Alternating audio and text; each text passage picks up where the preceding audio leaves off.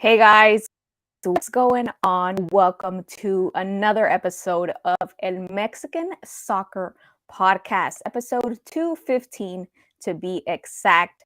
I'm your host, Samara Perez, filling in for Hugo Bernal, who's not joining us today. But we have, the crew. The crew ready. Super, where are you? Aquí está por quien lloraban. Eso. ¿Cómo What's estás, going Super? on, guys?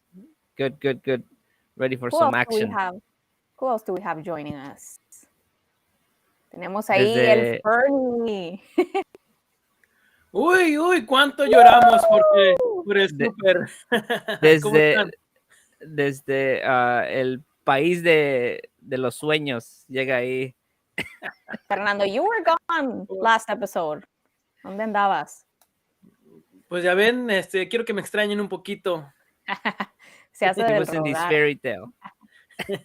Brillabas por tu ausencia. All right, now we also have Edwin Cázares joining us. Edwin, ¿cómo andas? Tú también, What's going on, Milagro. guys? We're doing good. We're doing good. We had a little bit of technical difficulties last episode, but we're good. We're good. Everything's fixed now. Yeah, you were Desde el with bajo us for a mundo. bit. Desde el inframundo. Hola. Guys, so pasaron noticias esperadas. We were hoping for these news, maybe not the coach we would have hoped for, but we have a head coach for the Mexican national soccer team, and we're here to talk about it. I want to hear everybody's point of view, and a lot of people were wanting to know also what we think. So I think it's going to be a great show today, but that's the news. So Friday, Diego Cocca was announced officially as the new head coach of la selección mexicana. Super. How are you feeling about this decision? Well, it's more of the same. La misma, dijeran en mi rancho, la misma burra, nada más que revolcada. A new group that takes, power of la selección mexicana, and of course they were gonna bring somebody that a su compadre. So and like I've been hearing in few different places that this was already on the works for like months. So this is not even all this like waiting and process that we went through. It was just a show. It was just a show because they knew who they were gonna put there, and hey, esperemos que este grupo, at least if they get into like en un bache and go through rough times, they can take like the right decisions, but we'll see. Now, I want to hear from Edwin, because Edwin, you were the one who told us, about Bielsa being one of the strong contenders. And, we thought that there were other strong contenders as well. Piojo Herrera, Almada, and other names out there. And at the last moment, literally, we hear of the name Diego Cocca. What do you think all went down? So you first gotta look at this point of view. You gotta see who's running now el comité de selecciones mexicanas, que es los Hank y Arragorri, el grupo de Querétaro, inversionistas de Querétaro, al igual que el señor Ramauri Vergara, igual que Emilio Azcárraga, grupo Televisa. If you put all this together, of course, none of these names were gonna be.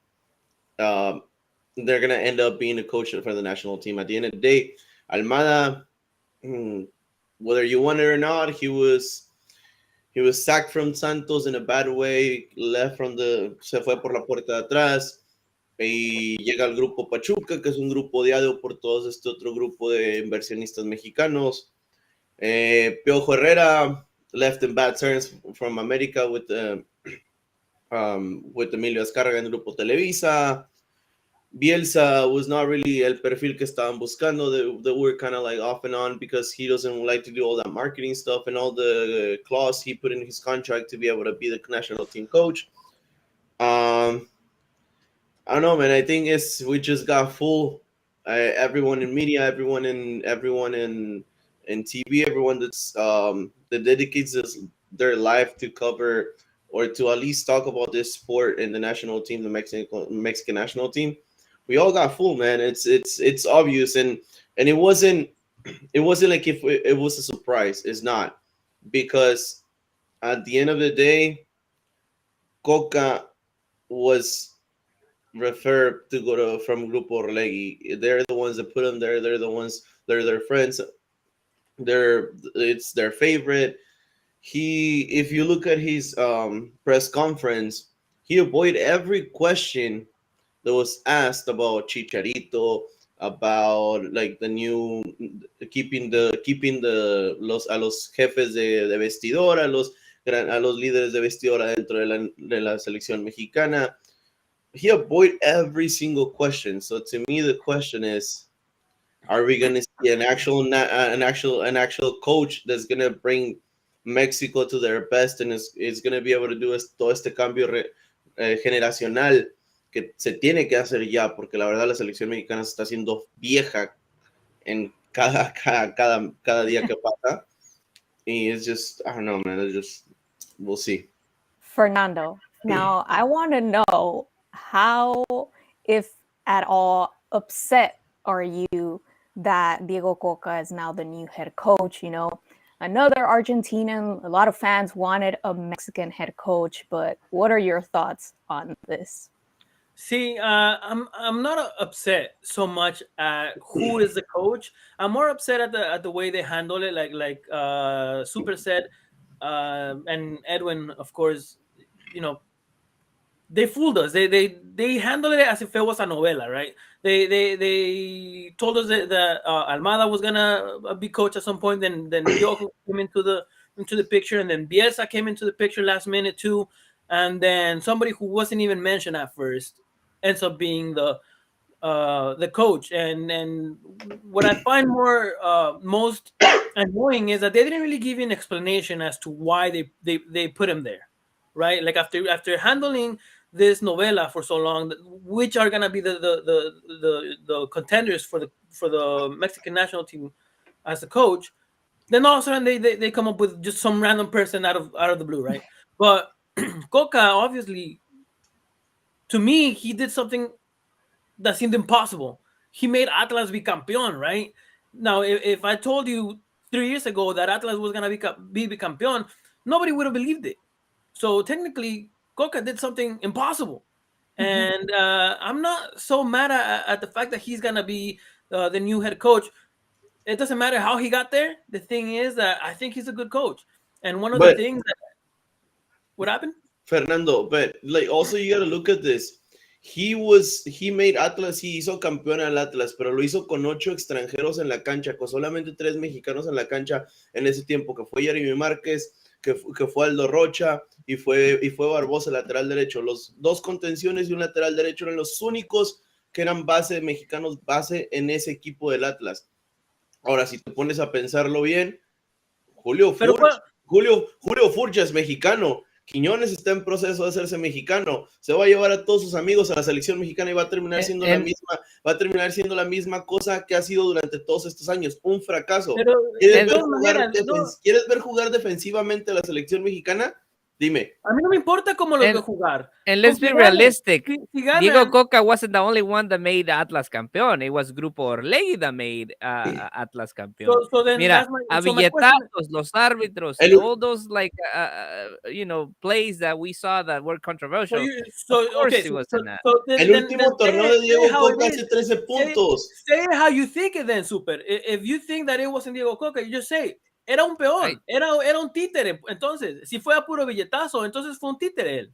Of course, That, that's true. And that's The last why tournament, didn't the you say that Diego from the Cocca beginning? coach Atlas, he ended up with 13 points. He got sacked from Atlas. The beginning of his time with Atlas, when they give him nothing but like Mexican player, most of them, the base of the team was Mexican players.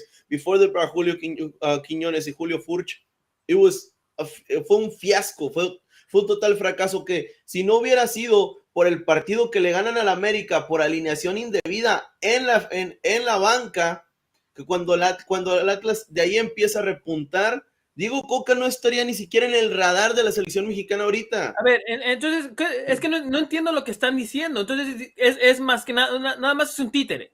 Sí, es un entrenador que se va a bajar los pantalones enfrente de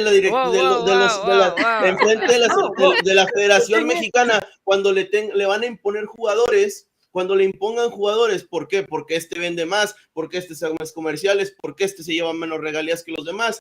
Por eso, y cuando tenga que poner su carácter, cuando tenga que ser el entrenador, nadie le va a creer. Así de simple. Es un títere del grupo Rey. Pero and that's why our friend Cesar Huerta, the ESPN, lo dijo in October of last year. He said that don't be surprised if Diego Cocca in January is announced as the new coach, the head coach of la selección. Pero a ver, vamos a ver quiénes han sido los entrenadores de la selección mexicana. Todos son títeres, pero unos títeres te dan mejor resultado, como lo hizo el Piojo. Casi te mete al quinto partido. That's what I'm saying. Like, hay de títeres a títeres. Now, there was a lot of contenders, lots of people who would say other coaches deserve that spot more, right? We have Gerardo Figueroa here commenting that Almada deserved it, that he had more discipline, y que les enseña bien. Now, I want to hear what you guys think. Who deserved it out of maybe all the names that were said? And, you know, kind of like, I want to know like a ranking, like from Piojo to Almada to Bielsa to Cocca. How do you rank them? Who would you have preferred, or who would have deserved this position more? I'll start with you, Super. Well, I don't know if they deserve it. You know, I just think that perhaps it would have been ideal to have a Mexican coach. You know, I mean, I know Piojo Herrera. You know, he did what he did, and that's probably one of the biggest clouds that he's carrying over his head. You know that you mess with a big company, and you're gonna have a blockage when you try to come to get to la selección. I would have liked Piojo to have a full term, yes, but again, also Tuca Ferretti. I would have liked Tuca Ferretti. I know he's unemployed right now, and he raised his hand and said, "Listen, I'm here. Now I don't have a team, and you guys were telling me to be the coach for all these years, and now that I'm not working, you don't knock on my door." I would have loved for Tuca Ferretti to have an opportunity as well. So Piojo or even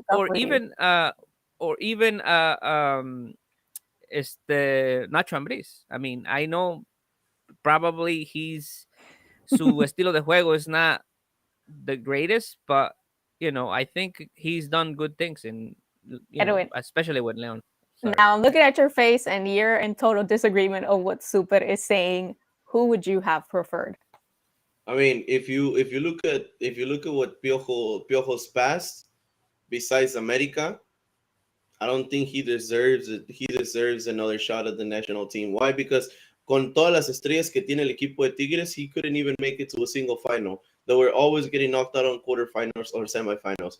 To me, it was undeservable. Come on. If you look at, I don't get. I disagree on being either you need to have a Mexican coach in the Mexican national team. I disagree with that. Like, I don't care about nationalities. I don't care about if you could be the coach from, I don't know, from South Korea, North Korea. I don't know. Okay. You could be from Africa. North Korea. Anywhere. You could be from anywhere.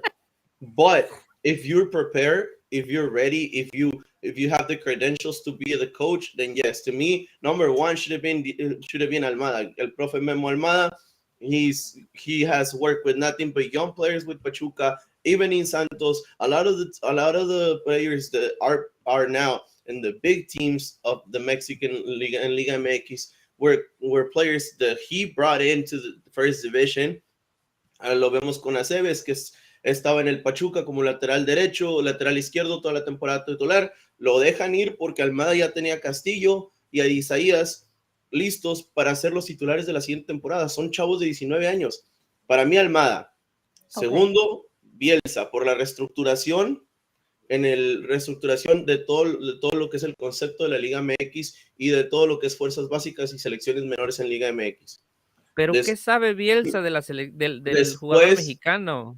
Ay, ¿qué sabe Cocca? Dime, él mismo dijo. Exactly. Él mismo dijo, Cocca dice, yo no estoy para saber del futuro, sino estoy para ver a los jugadores en el presente. Si el jugador me va a ayudar en ese momento, lo voy a convocar. Entonces se va a abaratar la selección otra vez y va a prostituir la selección otra vez como se ha hecho en otros procesos. Se van a llamar a más de 40, 45, 50 jugadores por año y vamos a quedar igual en un mundial. Por eso, we already agree that Cocca is not the best coach. Entonces, por eso te digo, para mí Almada, Bielsa, después Tuca y ya muy en el fondo, si no hubiera otra opción, Piojo. All right, Fernando, what's your take on the head coach and who would have deserved this spot? I think the one that deserved it most was Almada. What he had been doing as a entrenador in Mexico. I mean, it proves that he has what it takes to be the national coach. For that, he's very current with what's going on in La Liga Mexicana. That's something that I really like, and that I think the Selección Mexicana needs in a coach, that coach knows the ins and the outs of La Liga Mexicana, and that's current. No te sirve nada saber de la Liga Mexicana en el 2005. And that's where my second point is going. My second coach would be Bielsa. He did coach America back in the day, but we're talking about more than 15 years ago.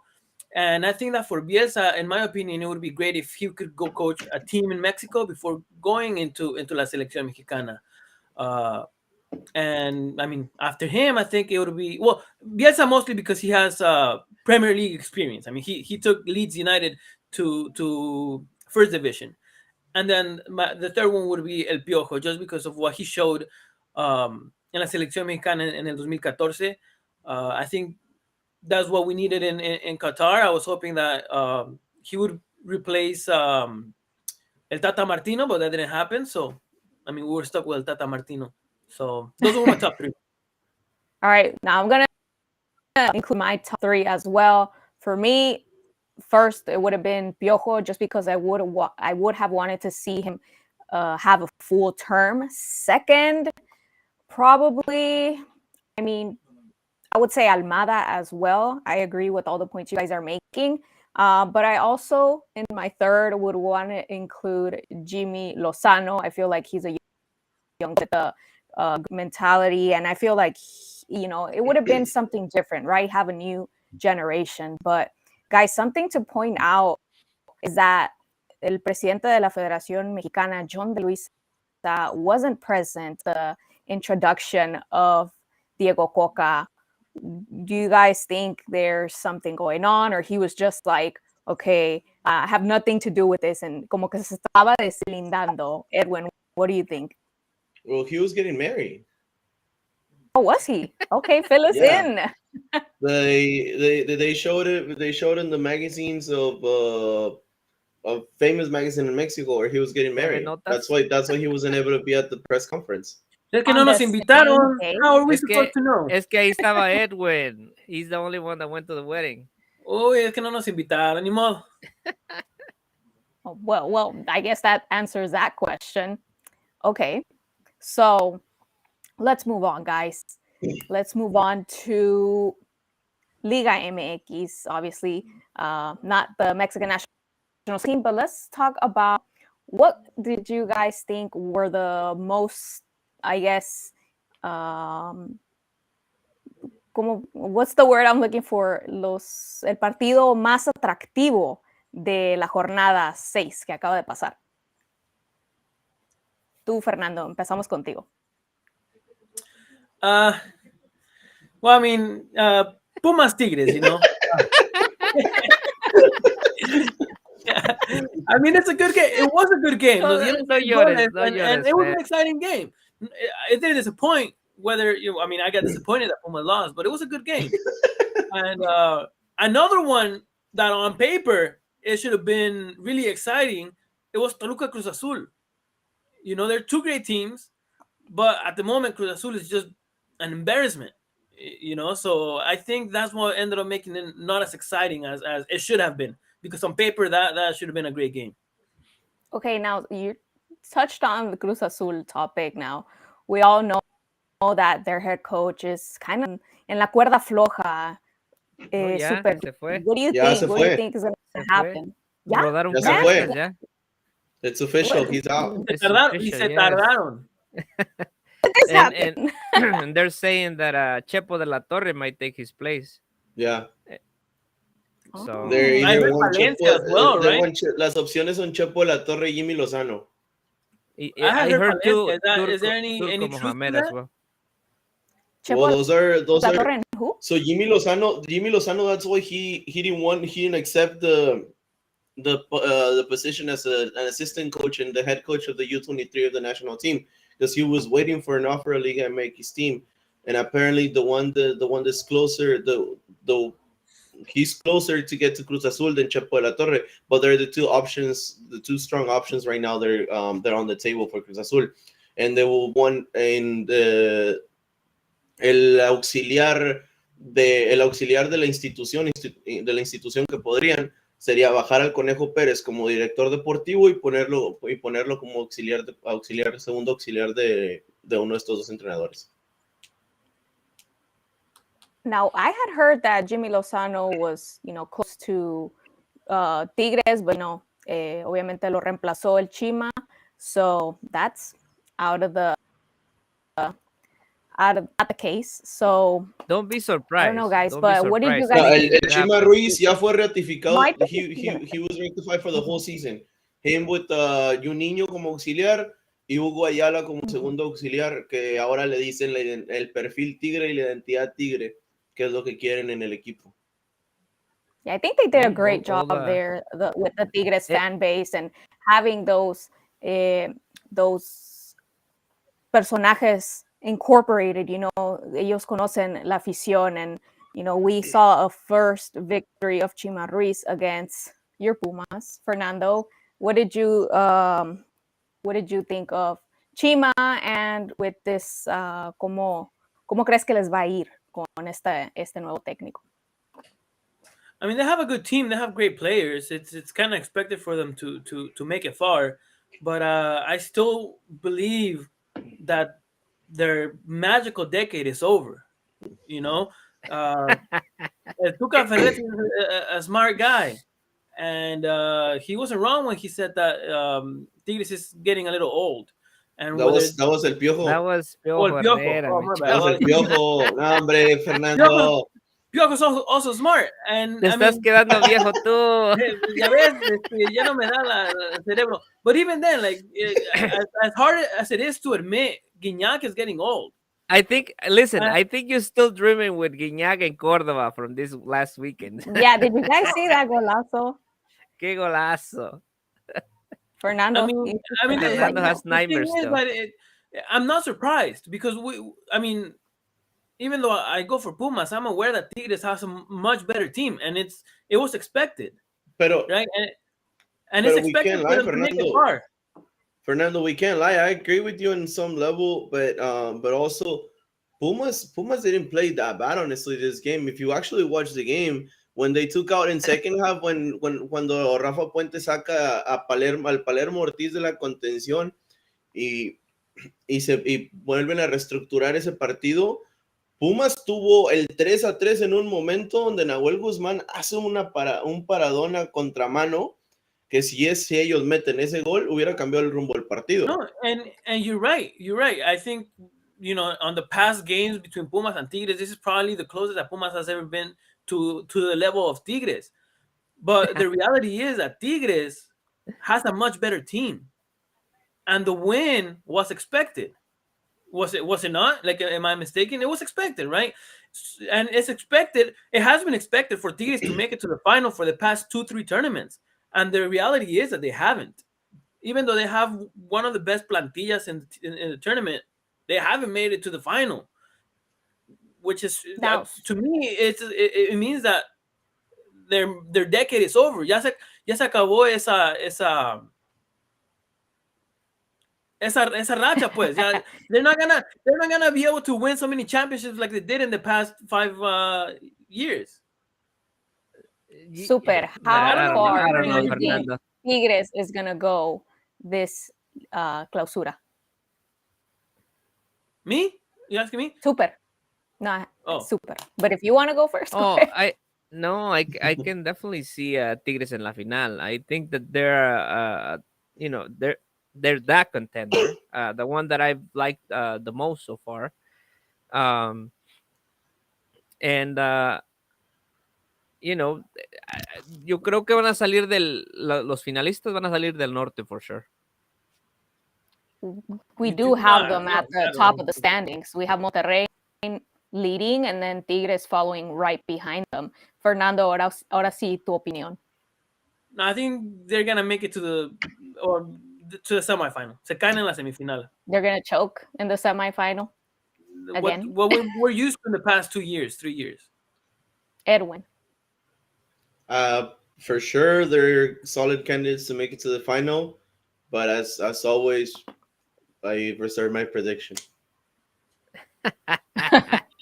No le saque. All right, let's talk about another golazo. And yo sé que este partido les va a hablar de él. We ¿El de have la defensa de Pachuca Pumas? against Chivas. No, that one's already on the side. Oh, okay.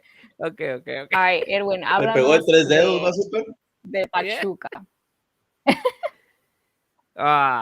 Talk about come on. Pachuca, their performance, and do you think it was deserved for them to tie against Chivas?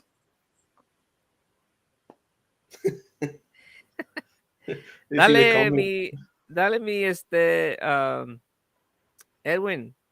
La verdad, te voy a Comment, ser Edwin. sincero, y yo creo que de los que somos aficionados y aparte nos dedicamos un poco a esto, soy un poco de los más neutrales. Para mí la victoria se le debió haber llevado a Chivas. La victoria se le debió haber llevado a Chivas en ese partido. Pachuca dejó mucho que decir en la parte baja, como siempre la media cancha y la ofensiva dio su parte buena, pero back in the defense, it was an issue. It was an issue. We struggle on the right side of the defense where Kevin Alvarez is usually there, but he wasn't there this time because of his stomach virus. I think for me, this game specifically, we struggle a lot, and if it wasn't because of Ustari or if it wasn't because of the post, Chivas should have taken the victory this game. But it was a good game. Honestly, it was a really good game. For me, este fue el partido de la jornada. Okay, super. Yeah, for Do you sure. agree? I think that yeah, I agree with him. I think that Chivas, we know that they play better when they go on the road. So so I was definitely expecting them to take the 3 points with this, especially because Pachuca had a few, not just that one absence, but they had multiple, right, Edwin? Yeah. So yeah, it was a couple. It was a couple of posts and then a good 3 saves from Ustari. Yeah, so I mean, they in my opinion, I think taking a point from the current champions, I think that's a plus. So I think that they no decepcionaron. Pero oye, it's super. Hablando de Chivas, and I'm sorry that I interrupt you, Samara. No, go ahead. They're the best away team right now. 8 points out of 9, Chivas. Yeah, but they're also they the suck worst. at home. But they're also the worst local team. Yes, 1 point of all the possibles. And that's what we've been like making fun of them every week. Yeah, that's what the head coach was saying in the press conference. He was like, "Oh, we're a good team." Wait, like, come on. But that's that's not something new. This Guys, has let's talk been about ever since they started playing at Akron. It's just never been it's almost like they're cursed at tienen home. ahí un, They need Yeah, to go es back la to culpa, Jalisco. es la They need to una go culpa back del to porquería. estadio, ¿Alguien Jalisco. les Super. puso una Vamos a gallina o echarle la what? culpa al estadio. Yeah, como la del azul. Se me hace que es la brujería del azul. Es El estadio la misma azul. maldición. Yeah. Guys, Van a traer la maldición del Atlas. let's move on to talk about they struggled against Necaxa. Edwin, did you get to watch that game at all? Yeah. Why are you Creo laughing, que Nando? creo que el discurso del Tan Ortiz se le está acabando. I think he's struggling to find that balance between the defense and the offense, between that number of transitions that are important, that key player that has to be moving the ball around. Last season it was Fidalgo, it was Richard también, Richard Ortiz. Pero creo que en este momento le costó en un principio al América encontrar esa rotación en jugadores que le podría funcionar para poder transitar el balón mejor en media cancha y llegar a 3/4 de cancha con mejores opciones para definir. Y también creo que los delanteros están dando mucho que deber. Si no es por Henry Martin, que fue lo mismo la temporada pasada, América no las mete. Hey, but kudos to Henry, because this is the second team they have beat, and the first one was Mazatlan, and now Necaxa. But Super, go ahead. No, I was just saying kudos to Henry, because he's been he's been keeping up with the racha que se aventó the last tournament, and now he's on the top the top of the list of the high scorers, Right. Que superó ahí a Oribe Peralta, right? Yeah, since last year he's scored 20 goals. So actually he's he's the player that has the most goals if you combine both tournaments. This is a Mexican player with most goals. The player with the most goals, it was Nico Ibanez from all 2022. No, but dude. He has 20. Henry has 20, and Nico Ibanez has 19. And he's the current leading goal scorer, right? Nico Ibanez, yeah. Ok. A ver, tenemos un comentario. Dice, pero Henry no hace nada en la selección. I actually think the contrary. In the game that we saw against Saudi Arabia, I think he was like one of the best players out on the field. Like he gave his all. His legs couldn't give no more. But we have Club América facing San Luis next. What do you guys think the outcome is going to be for that one? Is América going to struggle again, or are they going to draw? Edwin? I mean, no offense to Necaxa, but I think that between Mazatlan, Necaxa, and San Luis is the strongest team out of the three. So if America struggled with Mazatlan and Necaxa, I think they will struggle with San Luis. But I do think they're gonna end up taking the win. They are gonna struggle more than the other two, but they will take those 3 points. Edwin. Okay, I think they're putting 9 points in their bags. Simple as that. Mazatlan, Necaxa, San Luis. These are jornadas where they probably thought America was gonna struggle a little bit. They needed that extra push on points, and they're putting esos 3 flanes ahí para que puedan comer bien.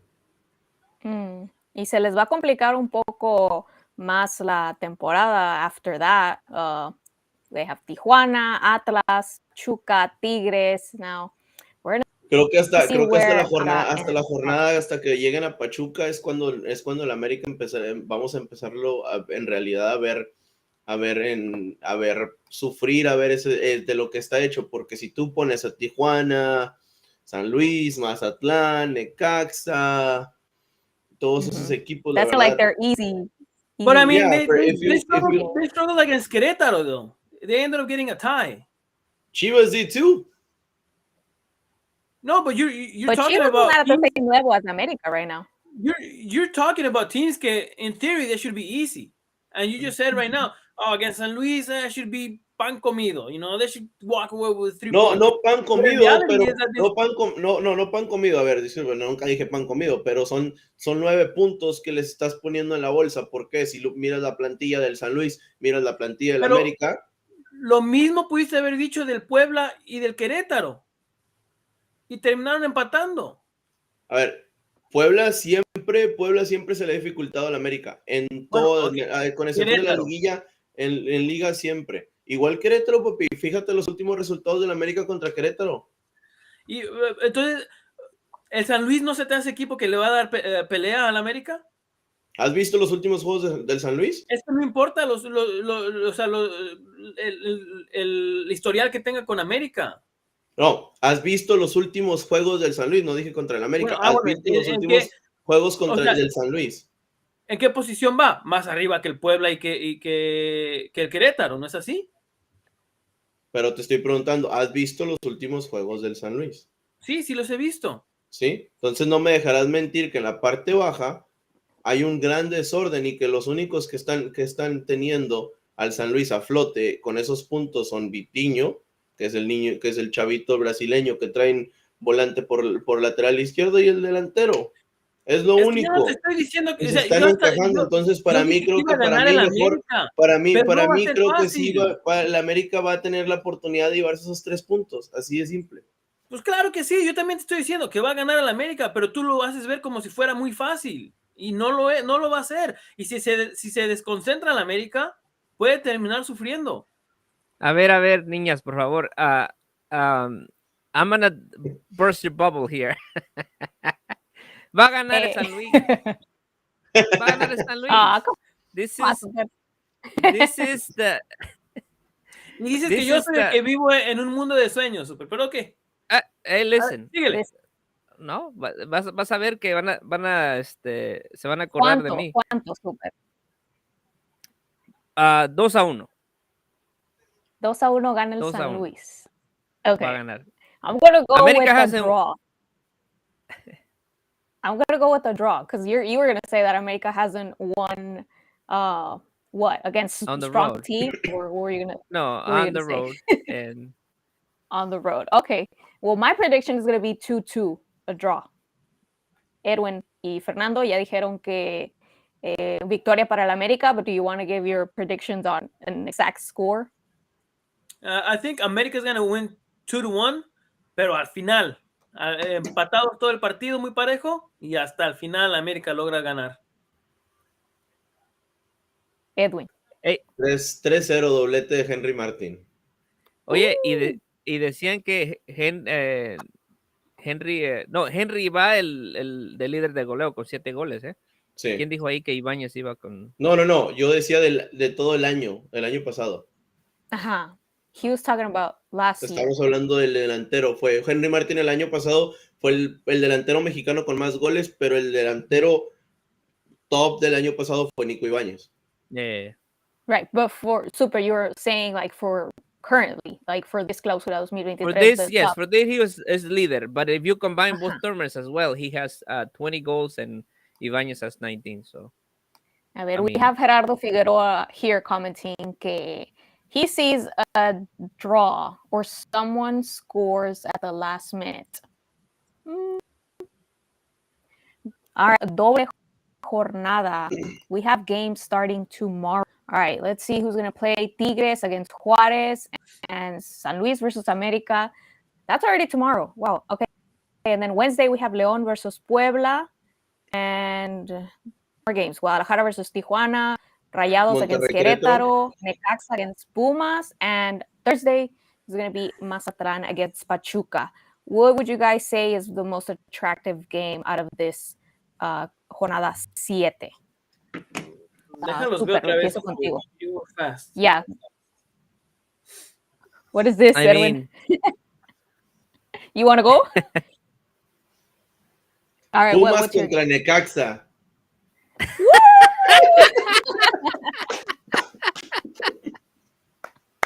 No. Hey, he's trolling on Ah, us. He's trolling on us, Fernando. El clásico Eres- del Bajío, pero del Bajío de la tabla. ¿Eres tú, All right. Fernando, que está hablando? Oh, no, ¿verdad? Tampoco están tan abajo, okay? Pumas is at 10 right now. No, I Necaxa don't think sí they're doing está that bad. 15. Not so bad. I think Uh, there's I- worse. there's no game que me diga, ay, va a estar muy bueno, you know. But the one I am interested in seeing is Tigres Juarez, just because of what Juarez did with Santos. You know, Santos seemed like they were coming in strong. They were winning the game, but at the end of the day, they ended up losing. What was it, like 3-1, I believe? So I am interested in seeing that game. Although Tigres is gonna be home, so that obviously helps Tigres out a lot. It's gonna be a good game. Okay. Papita, Super. papita para Voy contigo. Tigres. ¿Qué pasó?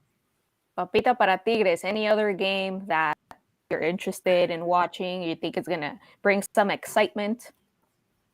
Well, you know,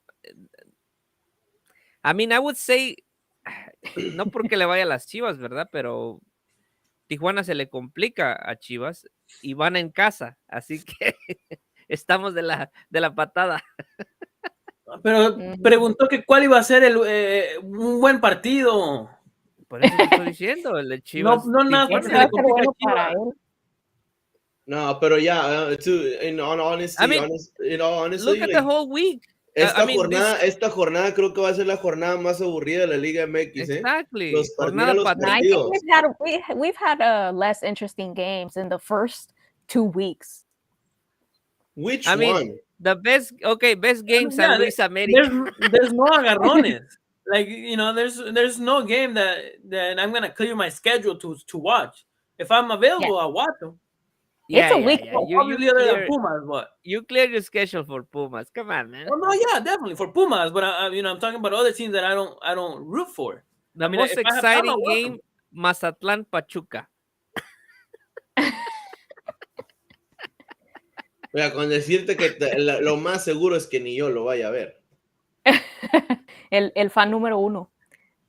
We Si have vas a Don estar Flamingo. Va a estar enfrente de la televisión. ¿Para qué mientes? He's gonna be glued to the TV. That's right. Don Flamingo dice, I'm gonna be working, sir, so I won't be able dice, to. por esa razón es que esta jornada es entre semana.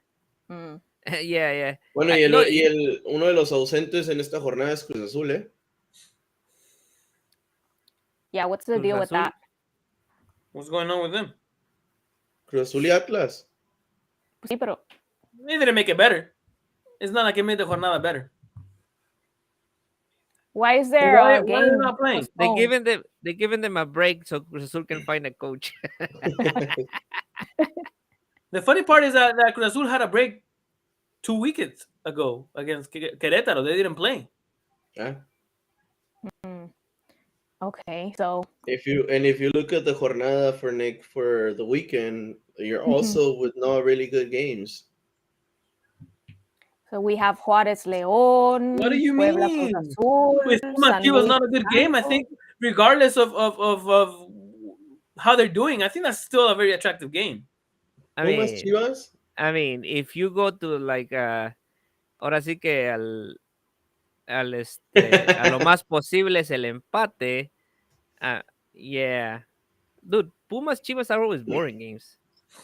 No, I mean, They still, are. I mean, it's still better to watch that than like a Mazatlán Listen, Pachuca. Like I don't know what to tell you. Like it's still an attractive game. I'd rather watch that than a Mazatlán Pachuca or like anything else. You know, out of 2 out of 3 games are 0-0 when it comes to Chivas Pumas. So okay, so that's what it's still attractive. So are you gonna? Would you A watch 0-0? a Juárez To and you? over a Pumas Chivas? To you would rather sit a Saturday night from 9:00 p.m. to watch a 0-0 game in your house? We do that a lot. Oh, I'm sorry, I don't. So you've never seen a Pumas. you know before the game starts if it's gonna be 0-0, so then you choose not to watch it. No, but if I know how a team is going, if I know the rivals, the opponents, if it's gonna be a boring game, I just don't watch it. So you don't watch Liga MX then? Because No, not really. I you're just like watch. No, all the teams in Liga MX struggle so much. if you go from top one to fifth, they're always good games. So then if Pachuca's in like 10th place, which they have been, you don't watch it. Honestly, no. I really doubt it. I honestly really doubt it because when you talk to us, you talk about, have you seen San Luis play? Have you seen how San Luis is playing Yes, lately?